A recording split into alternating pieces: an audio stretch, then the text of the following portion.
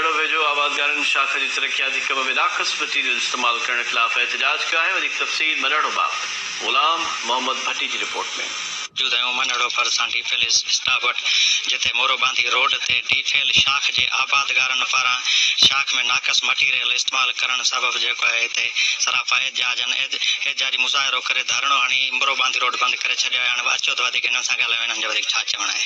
बुधरो मोरी ते बि एहतजाज कयो जेको बाला ऑफिसरनि ताणी असां इहा पंहिंजी अहिड़ी तव्हां पुॼाई पर को बि अमल कोन थियो, बिल्कुलु नाकारा कमु थियो आहे। हिकु कलाक जेको आहे सो शाख हली आहे, उन में जेको आहे मुकमिल तक़रीबन 18 आरडियूं 64 आरडी या 82 आरडी ताणी तक़रीबन जेको आहे शाख टुटी चुकी आहे ऐं को बि कमु तसली बख़्श कोन थियो आहे। आला हुकाम खे मुतालबो था कयूं त महिरबानी करे असांखे जेको आहे इंजीनियर जेके असांजे गिची में लॻा आहिनि, SDO आहे, इंजीनियर आहे या ठेकेदार जेके नाक़स मटीरियल इस्तेमालु करे जिते जेको हिकु छत जो माल इस्तेमालु हिननि कयो आहे जेको आम हिकिड़े दीवारनि में थींदो आहे उहो इस्तेमालु करे सॼो शाख जो सत्यानाश कयो अथनि। पाणी जीअं हलियो आहे हलण सां ई सॼो ब्लॉक वग़ैरह किरी पिया आहिनि। हिन शाख से बिल्कुलु करप्शन कयो आहे जंहिंमें 1 अरब 3 करोड़ जी स्कीम आहे।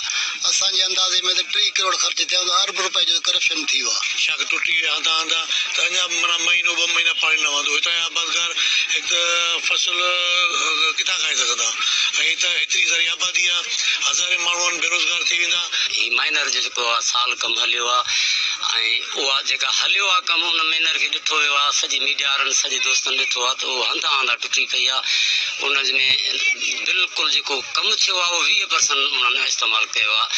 जीअं त सीमेंट जो इस्तेमालु घटि थियो आहे, रेती जो घणो थियो आहे ऐं जेकॾहिं हीअ 2 ॾींहं माइनर हले थी त हीअ मुकमिल टुटी वेंदी ऐं ईंदड़ जेको फ़सुलु आहे आबादगारनि जो उहो मुकमिल तौर ते हिकिड़ो हिसो बि हिन 5-6 हज़ार एकड़ 7 हज़ार एकड़ जेका ज़मीनदारी आहे हिन माइनर ते फुल माइनर ते उहा न थींदी। 4 महीना थिया आहिनि, 4 महीननि में हीउ कमु मुकमिल न थी सघियो। कमु एतिरो थियो जो हिकिड़ो कलाक पाणी वहियो त सॼी शाख टुटी वई ऐं असांजो हिन महिल ताणी बि को बि तदारक कोन थियो आहे। अञा असां इंजीनियर बि नथो तव्हां में अचे, SDO बि तव्हां में नथो अचे, फ़ोन कर फ़ोन नथा खणनि ऐं बस वारनि खे अपील आहे त असां जेको तदारक कयो वञे। शाख जे आबादगारनि खे कल्ह बि असां एहतजाज कयो। अॼु बि सिंध गवर्नमेंट 2 पासा विढ़े थी। सिंध गवर्नमेंट हिकिड़ा ठीका अहिड़नि करप्शन ठेकेदारनि खे ॾिए थी जेके माना लखें रुपया करोड़ रुपया खायो, पोइ ग़रीब आवाम जो जीअण हुननि जंजाल करे छॾियो। अहिड़े ठेकेदारनि खे असां चऊं था सज़ा मिले ऐं हिन शाख जो कमु मुकमल जल्दी थी वञे जीअं त माना वणनि जो फ़सुलु ही ग़रीब पंहिंजी हितां आबादी करे सघनि ऐं हिन ठेकेदार खे माना तमामु सख़्तु सज़ा मिले। हिननि